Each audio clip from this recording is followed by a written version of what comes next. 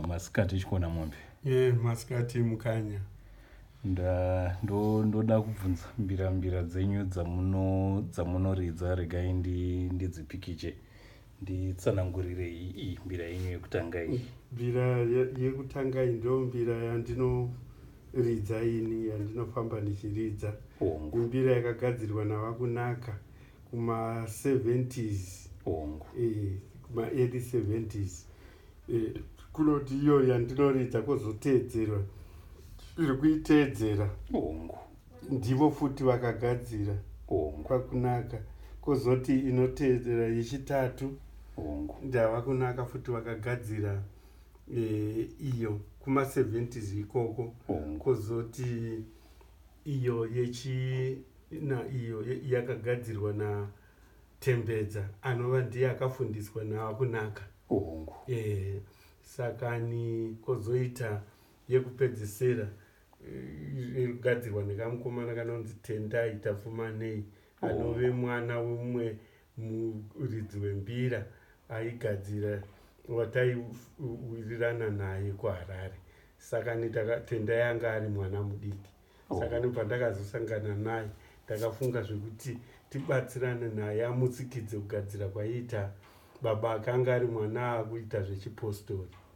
Saka asi azodzoka mugwara rekuti taakushanda naye. Shuviro yangu ndeyekuti ikwanisewo kuti mbira dzake dzikwanise kupinda makawanda iye awanewo zvinomubatsira nemhuri yake plus vechidiki vari kuchengetedzawo chivanhu. Ayo totenda. Imi sei muchidzifarira mbira dzava kunaka idzi kwane vazhinji vari kugadzira? Kudzifarira nekuti ndo mbira yenyu yamakatanga nayo here kana kuti kana pakuridza chaipo munonzwa saundi inobuda yakasiyana? Chandafarira pambira yava kunaka mbira yekuti kana uchiridza inoburitsa saundi yayo yakanaka, pamusana pekuti gwariva ravakashandisa nesimbi yavaishandisa maspring emotikari avakatsemura pane rori yavakanga vachitora maspring acho voisa moto mubvuto, vaive nemvuto vachipfura mbira ndo mapfurigadziriro avakadziita mbira dzavo vakunaka dzatoshandisa. Saka dzave nemakore ndichidziridza ende dzinoburitsa saundi yatinofarira.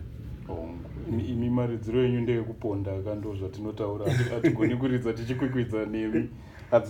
Hadzityoke, dzakasimba zvekuti dzinotoda munhu ano maoko akasimbawo kuti dzizoburitsa mhanzi yakanyatsonaka yakatsarukana.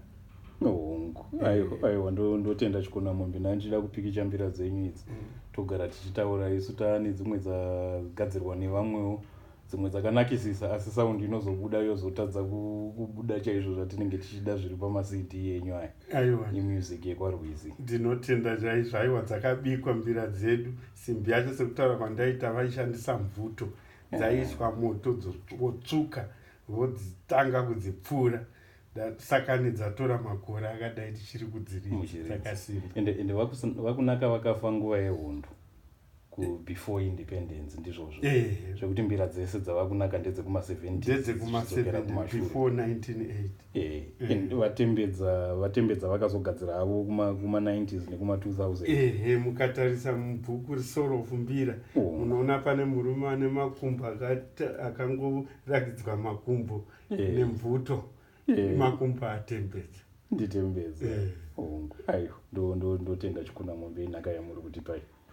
Aiwa, neno ndinotenda nekuti muri kurwisa kuti nhaka yedu tirambe takaichengetedza isu vana veZimbabwe. Nyika dzimu inofara. Ndotenda.